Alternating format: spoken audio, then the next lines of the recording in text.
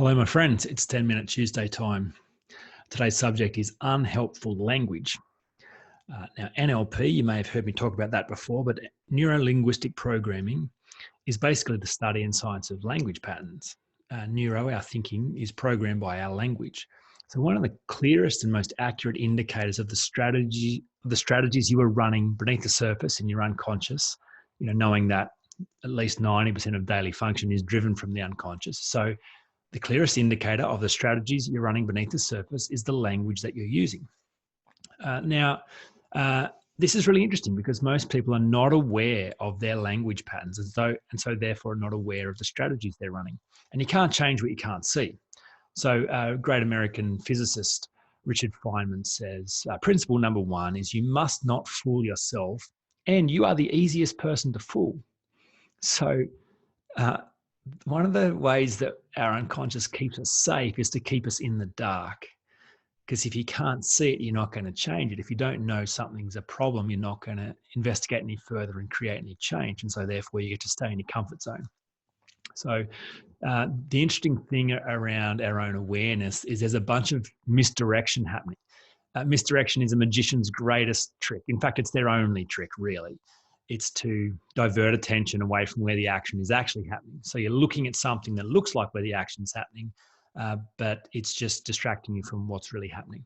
There's a hand coming towards you that you're focused on, but the hand moving away from you is the one hiding the card, palming the ball, taking the coin. So the great value of coaching is it reveals the self-deception. It shines a light on things. It provides a great mirror so that you can see things that previously have been hidden, which is useful because then you can change it. So one of the most important roles of coach is to mirror back language patterns to help you observe the strategies that you are actually running, not the ones you think you're running, by the words that you're using. So there's 4 language patterns that come up all the time in conversations I have with people that I classify as unhelpful language. And it's unhelpful in the fact that it's not helping you change. It's very helpful in helping you stay the same. But someone who's come for coaching wants to change. They want to improve their situation. They actually don't want to be where they are. So if you want to be exactly where you are, please don't observe any of your language patterns. Keep the misdirection happening, keep the self-deception happening, and you'll be fine. You'll just stay exactly where you are. If you want to change, well, turn the light on, have a look at what's going on, and see where you can adjust these language patterns. So the first one, probably the most powerful form of misdirection, is the language need to.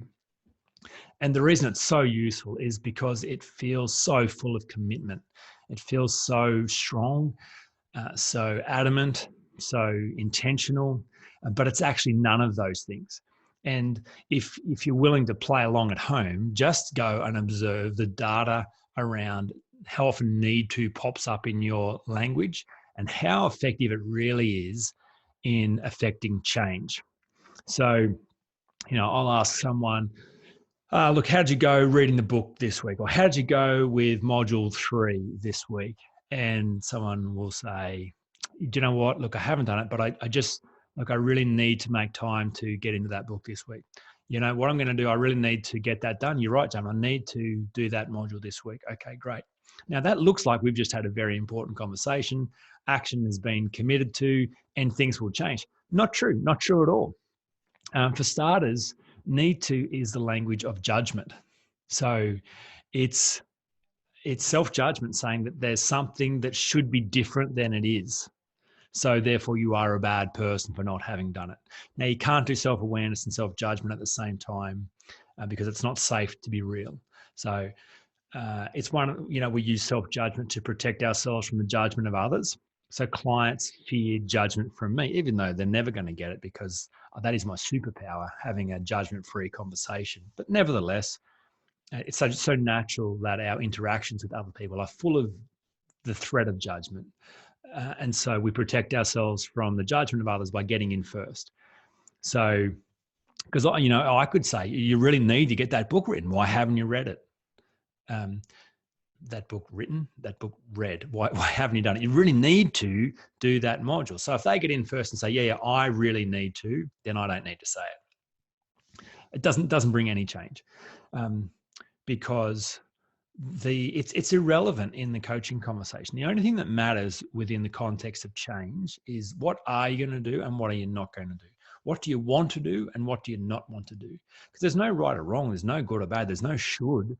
Who knows what you should or shouldn't do? What would you like to do? What are you going to do? That's the only thing that matters.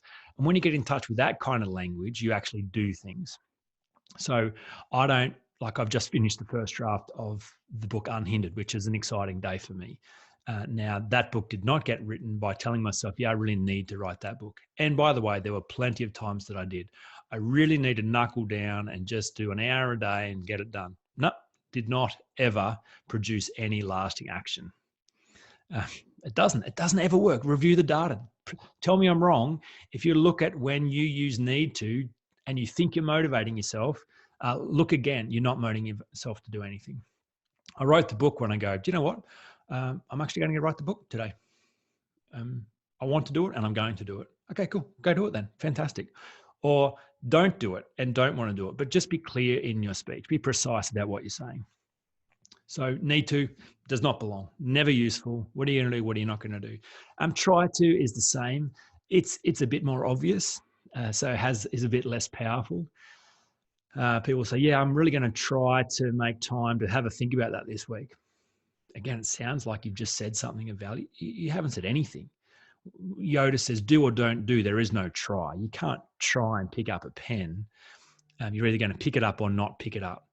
So try to doesn't belong. So the role of coach, every time I hear try to, yeah, I'm going to try and think about that. Hey, what are you going to do? Hey, I'm going to try and stop doing that. Are you really? I'm going to try and get these modules done this week. What does that even mean? You haven't said anything. Like, I don't care. I don't care if you don't do the modules. I don't care if you read the book. It doesn't make any difference to me. But it'll make a big difference to you whether you do it or not. And you'll trick yourself by saying, I'm going to try and do it. I hope to. I had that one this week. Someone said, yeah, look, I really hope things start picking up for me. What is that?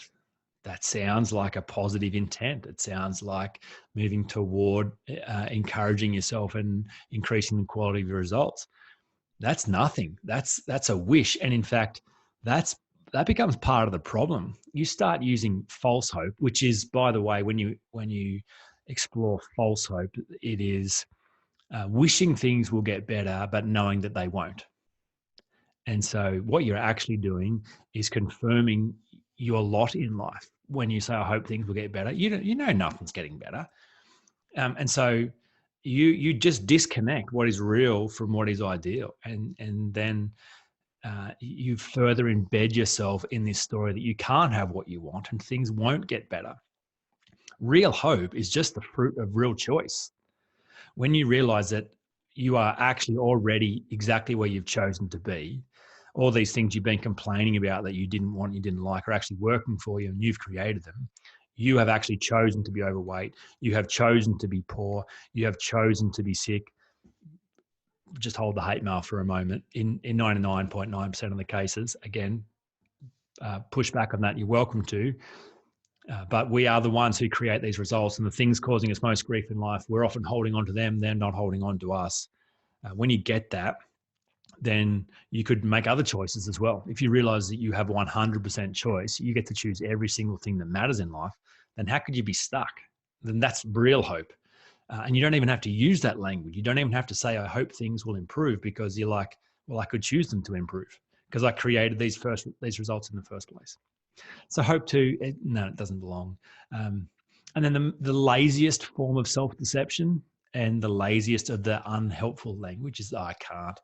I can't lose weight. No, I really can't talk to my kids. No, I can't fix this relationship. No, I can't get work. No, I can't earn more money. Oh, okay, that's interesting. The reality around can't is you don't want to. Again, who cares? I don't care if you want to or don't want to. It doesn't make any difference to me. It will make a difference to you, however. And when you say can't, you lie to yourself. You are afraid. You are enjoying your current reality too much to change it, which is fine. But You disempower yourself when you lie. You empower yourself when you tell the truth. So often, when someone's really stuck, that's the first pattern I pick because it's kind of the low hanging fruit. And all the change is just every time you hear yourself say can't, just replace it with the truth, which is I've chosen not to, which seems so offensive. But it's beautiful because it's true. And it helps you become aware of your power and the fact that you've created your current results.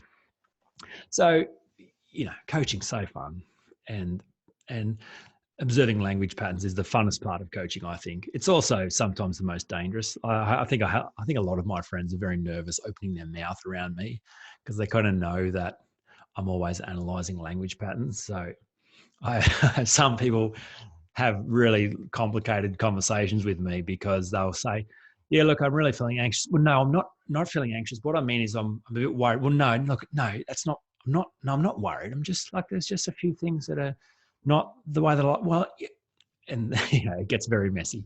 That's, the fact that I love coaching doesn't mean I'm a coach all the time. I'm very able to take my coaching hat off and just have an average Joe conversation. So for all those listening out there worried that I'm going to be constantly picking on your language, not true. Only by invitation. That's the only time I would ever give feedback around someone's language patterns. I'm too busy worrying about my own language patterns to worry about yours too, by the way, because I don't want to be stuck and I don't want to deceive myself. Anyway, that's 10 Minute Tuesday. I always enjoy our conversations.